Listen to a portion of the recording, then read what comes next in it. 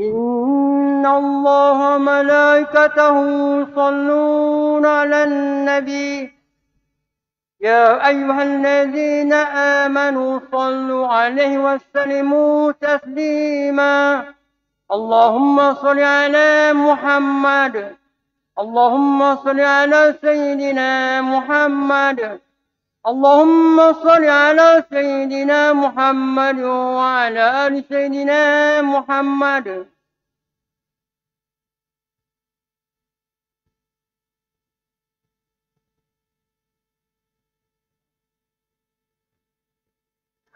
السلام عليكم ورحمة الله وبركاته. الله أكبر الله أكبر الله أكبر الله أكبر أشهد أن لا إله إلا الله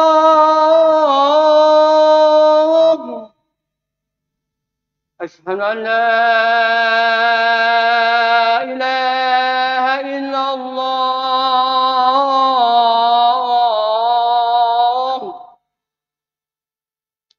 أشهد أن محمد رسول الله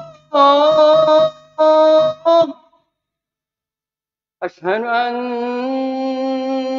محمد رسول الله حي على الصلاة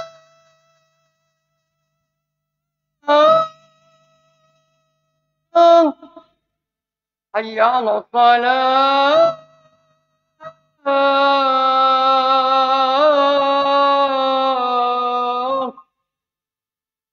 حي على الفلاح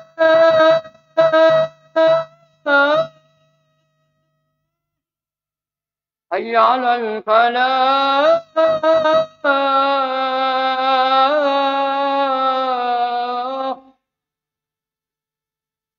الله أكبر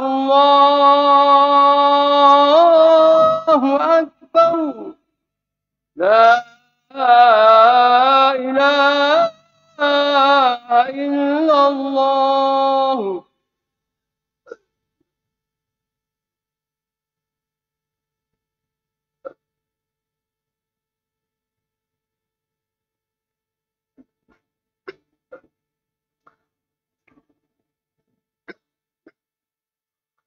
الحمد لله الذي علم الإنسان ما لم يعلم وهداه إلى سواء السبيل.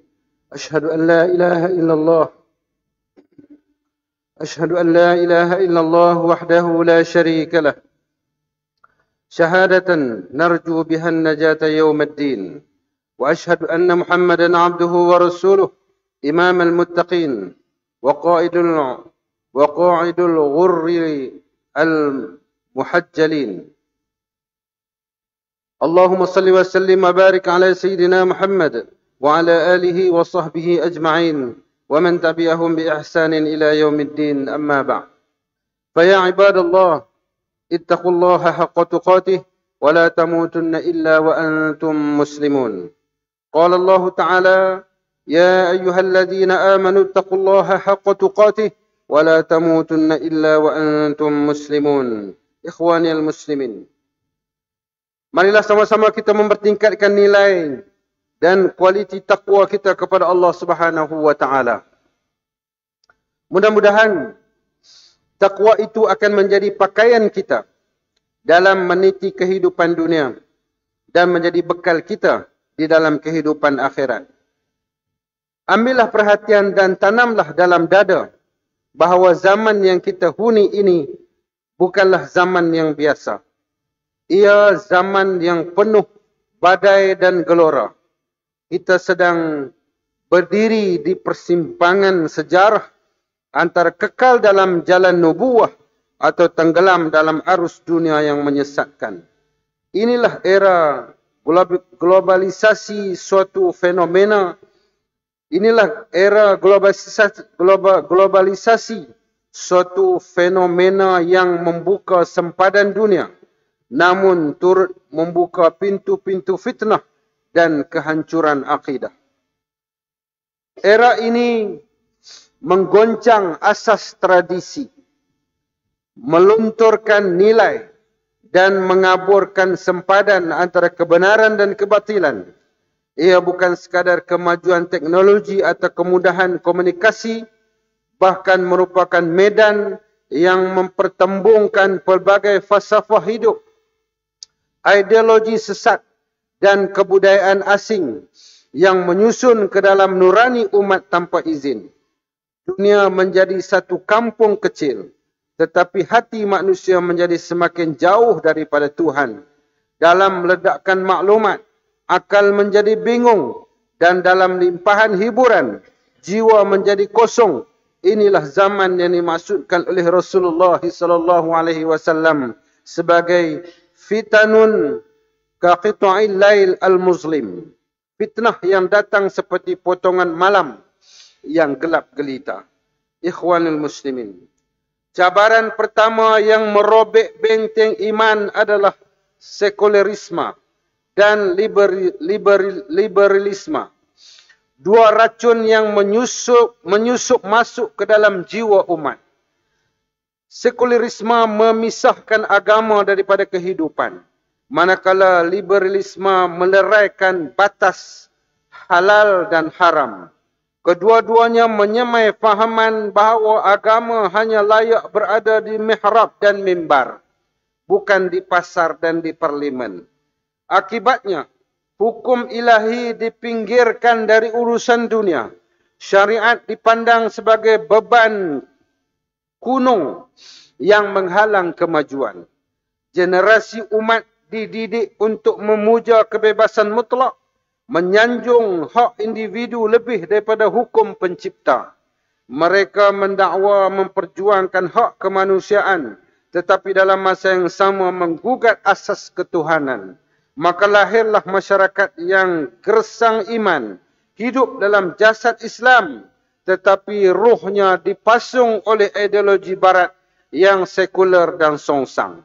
Ini bukan sekadar salah faham terhadap agama, tetapi satu bentuk penjajahan baharu, penjajahan minda dan hati. Allah Subhanahu wa taala berfirman,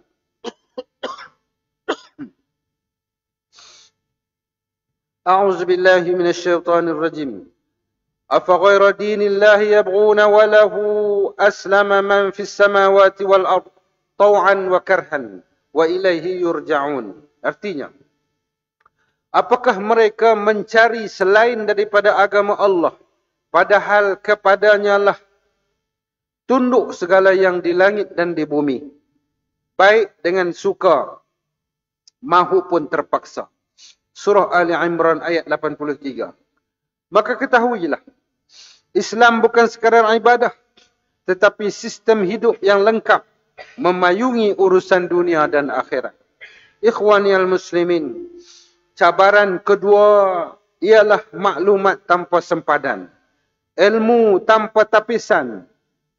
Kini kita hidup dalam zaman di mana maklumat mengalir laksana air bah, tanpa sempadan dan tapisan. Segalanya di hujung jari, kebenaran dan kebatilan bercampur baur. Dunia digital menjadi medan perang pemikiran, dan banyak hati tertawan oleh agenda halus musuh Islam.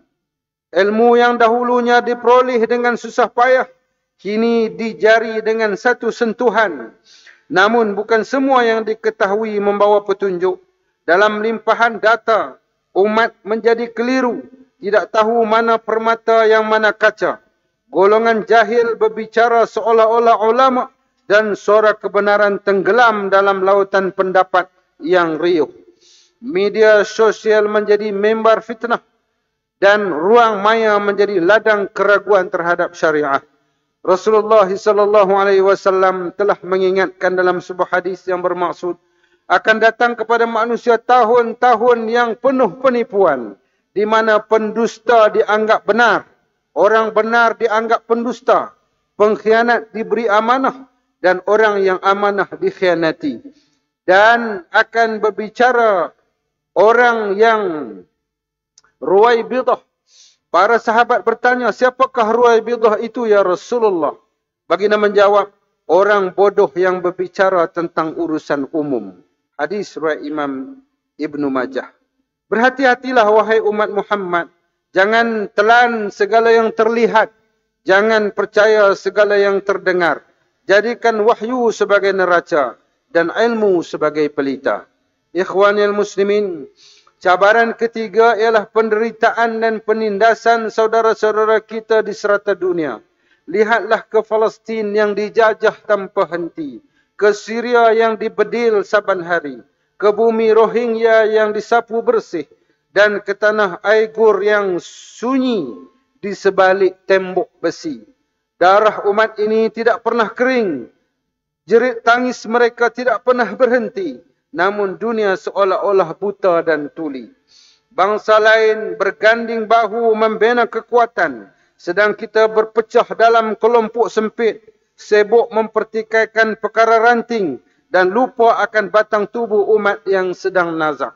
Inilah akibat dari penyakit wahan yang telah Rasulullah SAW khabarkan melalui hadis baginda yang bermaksud akan datang suatu masa di mana umat-umat lain akan mengerumuni kamu seperti orang yang makan mengerumuni hidangan mereka. Para sahabat bertanya, adakah kerana bilangan kami sedikit pada waktu itu, wahai Rasulullah?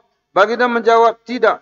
Bahkan kamu pada hari itu ramai, tetapi kamu umpama buih di lautan. Dan Allah akan mencabut rasa takut dari hati musuh terhadap kamu. Dan Allah akan mencampakkan ke dalam hati kamu penyakit wahan. Mereka bertanya, apakah itu wahan, wahai Rasulullah? Baginda menjawab, cinta dunia dan takut mati. Hadis riwayat Imam Abu Dawud. Sudah tiba masa untuk kita bangkit. Bukan hanya dengan air mata, tetapi dengan tindakan dan kesatuan hati. Apakah arti ukhuwah jika tiada simpati? Apakah arti kesatuan jika tiada tindakan? Ikhwanil muslimin, cabaran yang keempat, yang paling getir, iaitu cabaran yang menyentuh jantung ketamadunan Islam, ialah keruntuhan ilmu dan kehilangan ulama.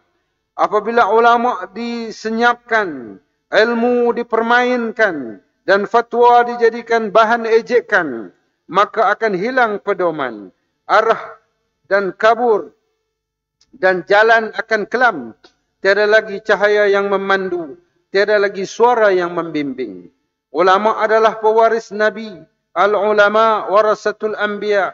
Mereka bukan sekadar penyampai hukum, tetapi penjaga akidah, penunjuk jalan, pengimbang kuasa, dan pengubat luka umat. Namun hari ini suara mereka dimalapkan oleh gema selebriti, ditenggelamkan oleh riuh rendah pempengaruh dunia maya yang bicara mereka lebih disukai walaupun tidak bersandar kepada ilmu. Ilmu pula bukan lagi dicari untuk diamalkan, tetapi sekadar untuk dipertikaikan. Kitab dijadikan perhiasan, bukan pedoman.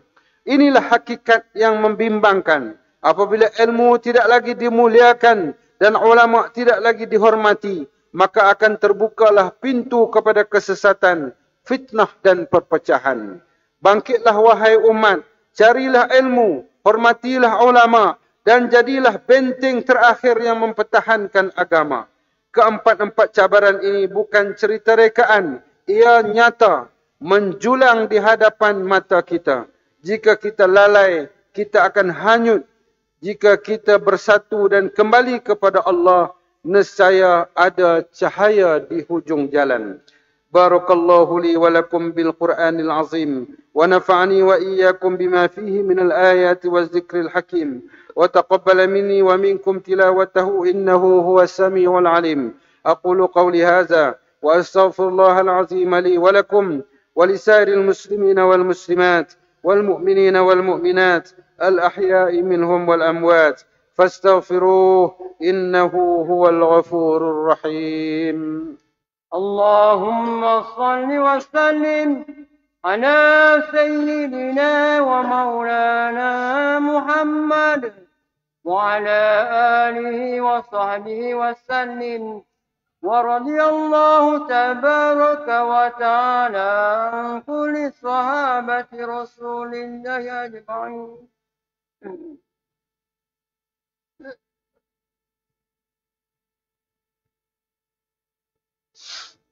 الحمد لله حمدا كثيرا كما أمر. أشهد أن لا إله إلا الله وحده لا شريك له، وأشهد أن سيدنا محمدا عبده ورسوله. اللهم صل وسلم على سيدنا محمد المنقذ من الضلالة والجهالة إلى نور الحق والإيمان والهدى، وعلى آله وأصحابه الذين هم قدوتنا ولهم الفضل على جميع الأمة إلى يوم القارعة. أما بعد، فيا عباد الله، فإني أوصيكم ونفسي بتقوى الله العلي العظيم، فاتقوه لعلكم تفلحون. اتقوا الله من سماع الله وفضول الخبر، وانتهوا عما نهاكم عنه وزجر. فقال الله تعالى: أعوذ بالله من الشيطان الرجيم: يا أيها الذين آمنوا اتقوا الله ولتنظر نفس ما قدمت لغد واتقوا الله إن الله خبير بما تعملون. واعلموا أن الله أمركم بأمر عظيم، أمركم بالصلاة والسلام على نبيه الكريم، فقال تعالى: إن الله وملائكته يصلون على النبي يا أيها الذين آمنوا صلوا عليه وسلموا تسليما. اللهم صل وسلم على سيدنا محمد وعلى آله وأصحابه أجمعين. وارض اللهم عن الخلفاء الراشدين ساداتنا أبي بكر وعمر وعثمان وعلي، وعن بقية الصحابة والقرابة والتابعين ومن تبعهم بإحسان إلى يوم الدين. اللهم اغفر للمسلمين والمسلمات،